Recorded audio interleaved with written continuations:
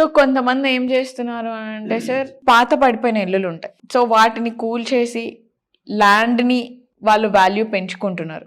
So అలాంటివి తీసుకోవచ్చు అంటారా, లేకపోతే ఆల్రెడీ కన్స్ట్రక్ట్ చేసింది తీసుకోవచ్చు అంటారా రెసిడెన్షియల్ పర్పస్కి వస్తే? అంటే ఇప్పుడు ఒక ఇల్లు కట్టాం అనుకుంటాం, బిల్డింగ్ 5 floors 10 floors అపార్ట్మెంట్ వేసాం అనుకుంటే దాని లైఫ్ మినిమం 50 to 75 years ఉంటుంది. ఓకే. మీకు ఏమి ఇస్తారు అపార్ట్మెంట్లో అయితే ఏమి ఇస్తారు, యూడిఎస్ అని ఉంటుంది, అన్డివైడెడ్ షేర్. అంటే ఫర్ సింపుల్ ఎగ్జాంపుల్, ఒక 1000 గజాల్లో మీరు 20 ఫ్లాట్లు కట్టారు అనుకోండి, each floor 4 flats, 5 floors allowed, 5 into 4 20. Okay, 20 మనకి ఎంత ల్యాండ్ వాల్యూ ఎంత 1000 square yards. 1000 divided by 20, 50 square yards per flat. అదే నువ్వు 50 floors వెళ్ళావు అనుకో 5-10 గజాలు వస్తుంది. అదే ల్యాండ్ మీద ఎక్కువ కడుతున్నావు కదా. సో రేపు పొద్దుట 50, 60, 70 years తర్వాత నీ వాల్యూ అంటే కన్స్ట్రక్షన్ వాల్యూ ఉంటుంది జీరో. ఓకే. ఇప్పుడు కారు కొన్నారు అనుకోండి, మీరు 10 years తర్వాత ఇవాళ ₹1,00,00,000 పెట్టి బెంజ్ కారు కొన్నారు.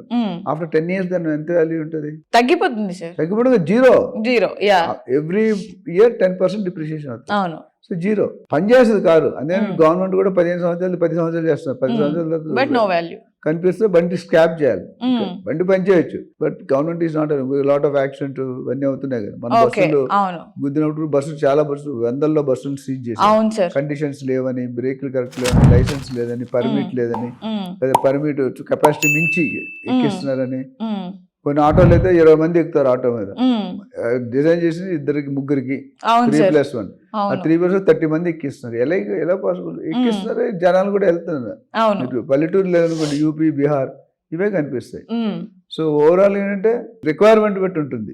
మామూలుగా ఇదే ఆన్సర్ అని చెప్పలేం. కట్టేది హార్డ్ అండ్ ఫాస్ట్ లేదు. సో సిచ్యువేషన్ బట్టి ఆన్సర్ మారుతుంది. పిండి కొలిది రొట్టి, చెట్టు కొలిది గాలి.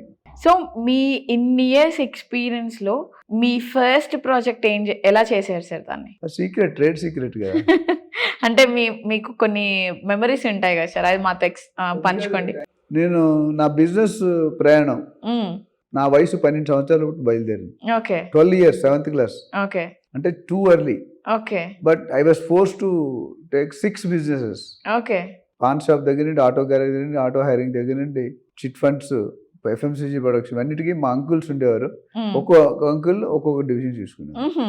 అక్కడ నేనేం పెద్ద ఎడ్యుకేటెడ్, వాళ్ళు మొత్తం నాట్ ఎడ్యుకేటెడ్, 2-3 క్లాస్ ఫెయిల్ అయిపోయినాడు.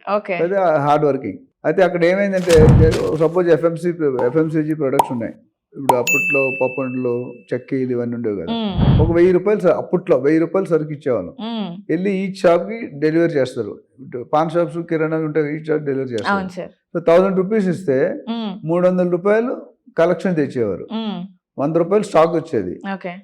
ఇంకొక ₹500 మనీ, అంటే ఏమంటారు క్రెడిట్. ఒకటి స్టాక్, ఒకటి అమ్మింది, ఒకటి కలెక్షన్. సో ₹100 ₹150 తక్కువ వచ్చేది. ఇప్పుడు లెక్క కుదిరేది కాదు. ఏంటంటే వీళ్ళు మధ్య ఖర్చు పెట్టేసుకునేవారు. అది అలాగలా లాస్ట్ ఎవ్రీ డే 20% తీసేసారు అనుకోండి, ఏముంది బిజినెస్? ఆ ప్రాఫిట్ ఏముంది కదా, ప్రాఫిట్ కనిపించలేదు. అప్పుడు నన్ను రంగంలో తెచ్చారు, నాకు తెలియదు. సో నేను నేర్చుకొని వాళ్ళకి కంట్రోల్ చేసేవాడిని. బీరువాకి నాకు ఇచ్చారు మా అంకుల్. సో అది పెద్ద అసెట్, అది బాధ్యత అయిపోయింది. ఇప్పుడు దొంగ చేతికి తాళాలు ఇస్తే ఆ దొంగలు పట్టుకోవడానికి నేను దొంగను కాదు, వాళ్ళు కూడా దొంగ ఏం కాదు కానీ, బట్ జస్ట్ సర్వ్ టీనేజ్లు ఏమవుతాయి, ఇది చేయాలి అది చేయాలి. ఆ స్టేజ్ నుండి పెళ్లి అయిన తర్వాత కూడా మన కంట్రోల్లోనే ఉండేవారు. సో 12 years నుండి ఇంటర్మీడియట్ దాకా నేను చేశాను. పార్ట్ చదువు తక్కువ, బిజినెస్ ఎక్కువ. అది అయిపోయిన తర్వాత పెళ్లి అయిన తర్వాత 30 years బ్యాక్, 28 years బ్యాక్ ఒక ఇల్లు కొనుక్కున్నాం. కొనుక్కుంటే పర్మిషన్ లేని ఇల్లు కొనేసాను. త్రూ బ్రోకరే కొన్నాను. బ్రోకర్ చెప్పలేదు, డాక్యుమెంట్ రైటర్ చెప్పలేదు, ఓనర్ చెప్పలేదు, ఎవరు చెప్పలే. కొనేసి రిజిస్టర్ ఆఫీస్ నుండి బయటకు వచ్చి డిన్నర్ చేస్తాం. అప్పుడు ఒక ఫ్రెండ్ కలిసాడు. ఆ ప్రాపర్టీకి పర్మిషన్ లేదు. DTCP గ్రామ్ పంచాయతీ కూడా లేదు. 45 years ఓల్డ్ హౌస్. ఇప్పుడు ఆల్మోస్ట్ 70+ అయింది. అంటే గోడలు 18 inches వాల్స్. మేకులు వేసిన డ్రిల్ బిట్స్ ఇరిగిపోతాయి, అంత స్ట్రాంగ్. అప్పుడు సిమెంట్ తో కూడా కట్టలే, చెక్క సున్నం అప్పుడు వచ్చేది ఒక ఐటమ్, వెరీ హార్డ్. సో కొనేసాను. రాత్రికి నాకు టెన్షన్ స్టార్ట్ అయింది, పర్మిషన్ లేని కొనేస్తే ఎట్లా అని. సో ఆలోచించి ఒక రియలీ చూసాం. నేనే ఇంత చదువుకున్నా ఇంత మోసపోతే పరిస్థితి ఏంటి, మన ఏదైనా క్రెడిట్ కంట్రిబ్యూషన్ చేయాలి అనే విషయంతో ప్రాసెస్ మొదలుపెట్టాను. సో రాత్రి నిద్ర పట్టలే, సగం నిద్ర పట్టి సగం నిద్ర పట్టలే. ఇప్పుడు జనరల్గా ఇల్లు కొన్నాము, పిల్లలు పుట్టారు, పెళ్లి చేసుకున్నారు, జాబ్ వచ్చిందంటే we feel very happy. But I was not happy. Happy అంటే హాఫ్ అర్ధనారీశ్వరుడు కదా, హాఫ్ హ్యాపీ హాఫ్ దుఃఖం. సో 2 days నెక్స్ట్ డే లేచి రియల్ ఎస్టేట్ కంపెనీని ఎక్స్ప్లోర్ చేశాను. సో అప్పుడు top consultancy companies, HR consultancy, వాళ్ళు బయోడేటా ఇచ్చాను. ఇస్తే నా లక్ అంటే 48 hours ఒక ఇంటర్వ్యూ వచ్చింది. అది బెంగళూరులో headquarters, Hyderabad regional office, వైజాగ్లో సైట్. Vizag my native place. So apply చేసాం. 1 day ఇంటర్వ్యూ జరిగింది సీనియర్ పొజిషన్కి. Luckily I was fortunate enough to get selected. 100 ఎకరాల ప్రాజెక్టు, 100 ఎకరాల్లో high rest house, villas, commercial, EWS, economical weaker section, రకరకాలు ఉన్నాయి. సో ఒక సింగపూర్ కన్సల్టెంట్ ఆర్కిటెక్ట్తో చేసి project. I was head of marketing, there was 1 finance head and manager, ముగ్గురే. తర్వాత కొంతమంది రిక్రూట్ చేసాం. సో ఆ కంపెనీకి 300 కోట్లు లోన్ కోసం ట్రై చేసాం. ఇక్కడ బొంబాయిలో హెడ్ క్వార్టర్స్ ఎస్బీఐది. So we made more than 15-20 trips. అక్కడ ఏమైందంటే మీ ముగ్గురు వెళ్ళేవాళ్ళం. వాళ్ళు ఏం చేసేవారు, నన్ను క్యాబిన్లో ఆవిడ పక్కనే ఉండవు, గ్లాస్ ఎయిర్ టైట్ వినిపిదు. ముగ్గురిని సపరేట్ గా మాట్లాడారు లంచ్ ముందు, మంచి లంచ్ పెట్టేవారు. తర్వాత ముగ్గురిని కలిపి మాట్లాడారు. అని చెప్పి టాలీ అయ్యేది కాదు, మళ్ళీ ఇవ్వలే. అలాగే 10 సార్లు తిరిగి వచ్చాం మళ్ళీ. ఆ తర్వాత వేవ్లెన్స్ నువ్వేం మాట్లాడదో ఇదే మాట్లాడని చెప్పి సెట్ చేసుకుంటే అప్పుడు శాంక్షన్ అయింది.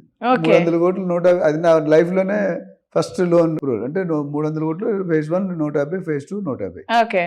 అలాగా. సో అది మర్చిపోలేని ఇది మాట.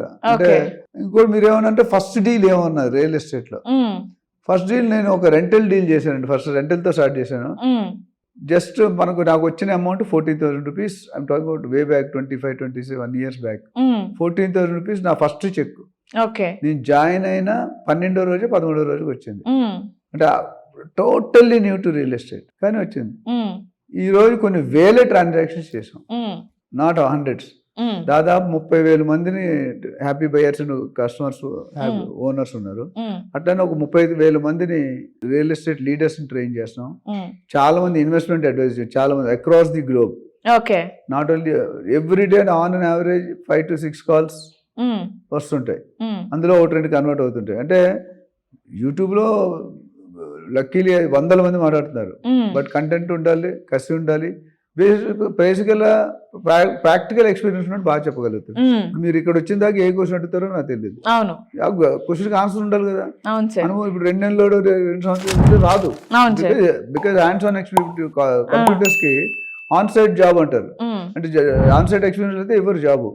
అట్లా ఫీల్డ్ ఎక్స్పీరియన్స్ ఉండాలి, అప్పుడే మీరు రానియగలుగుతారు.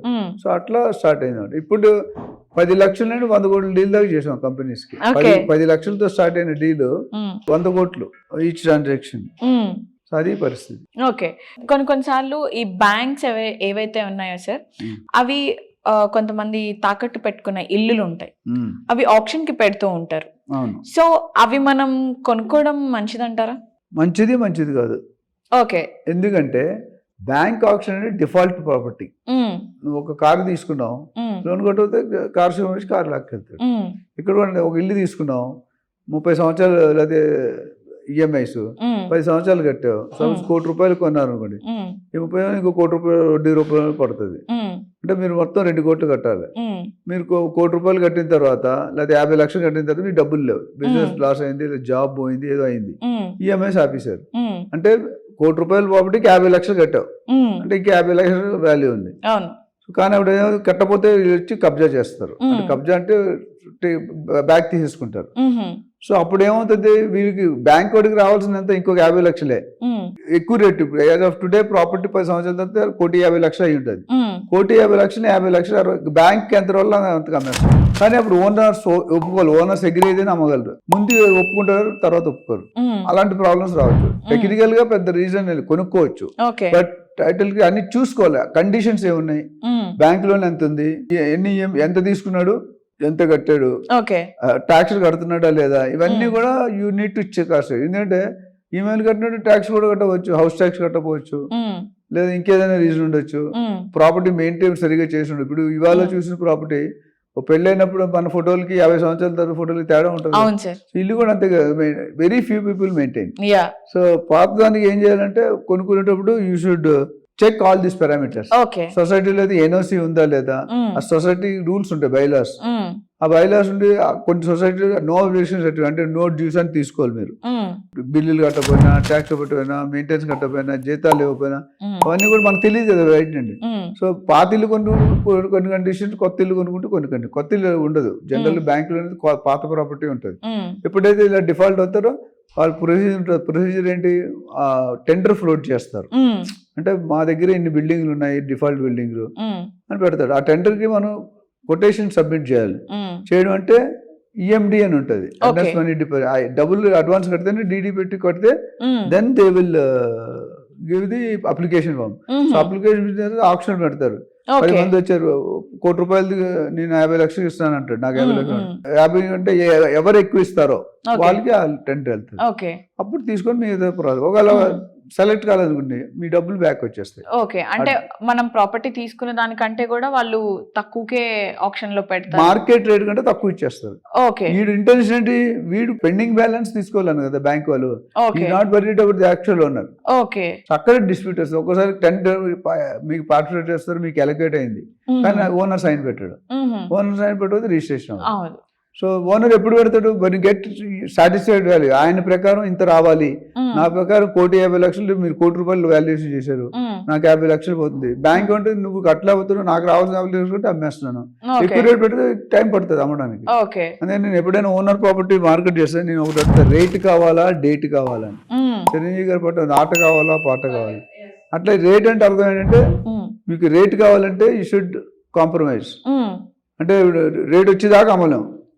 డేట్ అంటే ఇమీడియట్లీ 2, 3, 4 months లో అమ్మాలి, ఇమీడియట్ 1 week లో అమ్మాలి.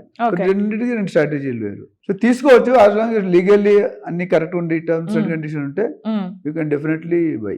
రాబోయే 10 సంవత్సరాల్లో హైదరాబాద్ రియల్ ఎస్టేట్ ఏ స్టేజ్ లో ఉండబోతుందని మీరు ఎస్టిమేట్ చేస్తున్నారు? ఊహించిన స్టేజ్ లో ఉంటుంది, అంటే మీరు ఊహించలేరు. Last 10 years we have broke the records. ఓకే. లేటెస్ట్ రికార్డ్ ఏంటి తెలుసా, 177 crores per acre. 2016 or 17 లో 42 కోట్లు ఉండేది వాల్యూ, హైయెస్ట్. 2023 లో 100.75 crores. ఇప్పుడు మొన్న నెల రోజుల క్రితం 177 crores. బ్లాక్ బస్టర్ 40 కోట్లు, 170 కోట్లు, 4 times. 4 into 4 4 times. తెలియని సీక్రెట్ ఇంకోటి చెప్పండి. This is nothing. బాంబేలో 840 కోట్లకు 1 ఎకరం అన్నారు, 840 crores. RBI purchase 4.17 acres ఎంత ఉంది, 3,300 కోట్లు కొన్నారు. అంటే 50% ప్రైస్. నరీమన్ పాయింట్ అని పెద్ద టాప్. ఇప్పుడు మనకి బంజారా జూబ్లీలో నరీమన్ పాయింట్ అంటే అక్కడ ఏంటి, అటుపక్క షారూక్ ఖాన్, ఇటుపక్క అమితాబ్ బచ్చన్, అటుపక్క వీళ్ళు ఉంటారు ఇల్లు. సో సెలబ్రిటీ ప్లేస్, అందుకనే అది అమ్మేస్తారు అనమాట. So it depends on what is your capacity, what is your requirement, what is your capacity. 10 years లో మాత్రం ఎంతో మార్పు వస్తుంది. At least Hyderabad real estate quiet confident. ఈ పొలిటికల్ ఈ పార్టీ ఉన్నా ఏ పార్టీ ఉన్నా growth right from Rajasekhara Reddy గారి దగ్గర నుండి, రామారావు గారు, నందమూరి తారక రామారావు గారి దగ్గర, రాజశేఖర రెడ్డి, చంద్రబాబు గారు, కిరణ్ కుమార్ గారు, రోసయ్య గారు, కేసీఆర్ గారు, రకరకాల మంది వచ్చారు. అందరూ కూడా వాళ్ళంతా వాళ్ళు కంట్రిబ్యూషన్ చేశారు ఎంతో కొంత. అయితే surprisingly last 10 years it was very good. అందుకని మీకు చూసుకుంటే ఎలక్షన్ లో సిటీలో కాంగ్రెస్ కి పడలేదు ఒక్క ఓటు కూడా, టీఆర్ఎస్ కి పడింది. సిటీ బయట ఒకటి కూడా పడలేదు టీఆర్ఎస్ కి, మొత్తం కాంగ్రెస్ కి వచ్చింది. ఎందుకంటే city people were literally indirectly happy with the TRS government. 2 tier 3 tier city were not happy, because వాళ్ళకి ఏం డెవలప్మెంట్ లేవు. ఇక్కడ కూడా సిటీలో వెస్ట్ జోన్ పెరిగినంత ఈస్ట్ జోన్ పెరగలే, నార్త్ జోన్ పెరగలే, సౌత్ జోన్ పెరగలే. East west become IT hub. దాదాపు హైదరాబాద్ మొత్తం ఇండియాలో 50 లక్షల మంది ఉన్నారు ఐటీ ఎంప్లాయీస్ రఫ్గా. అందులో 10 లక్షలు ఆర్ ఫ్రమ్ హైదరాబాద్, 10 లక్షలు ఫ్రమ్ బెంగళూరు. అంటే 40% 2 సిటీలు, 2 స్టేట్లు కాదు. మనకి ఎంత డామినేషన్ ఉందో ఆలోచించండి. Biggest office, world biggest office, Microsoft, Google, IBM, ఇవన్నీ, TCS, ఇవన్నీ కూడా పెద్ద పెద్ద ఆఫీస్. మన వైజాగ్ లో AP government 3.3 million square feet, అంటే చాలా పెద్దది. 1 million అంటే 10 lakhs. సో ఎంతో, అంటే అంతవరకు గ్రోత్ ఈజ్ ఎనార్మస్. అంటే యూ కెనాట్ ఎక్స్పెక్ట్. ఎందుకంటే ఇప్పుడు ఈ రోజు నాకు తెలిసి ఇంకో 2 సంవత్సరాల తర్వాత it will become 200 crores plus.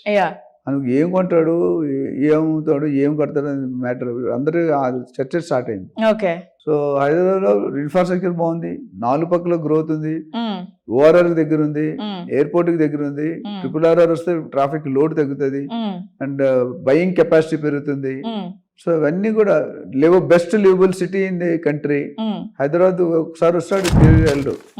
అది ఏ క్యాస్ట్ అయినా, ఏ లాంగ్వేజ్ అయినా, ఏ స్టేట్ అయినా హైదరాబాద్ లో ఉన్న సుఖాలు, cost of living is very good, చాలా తక్కువ. And growth, employment business growth చాలా ఉంది. Because people are coming left and right కొనేస్తున్నారు.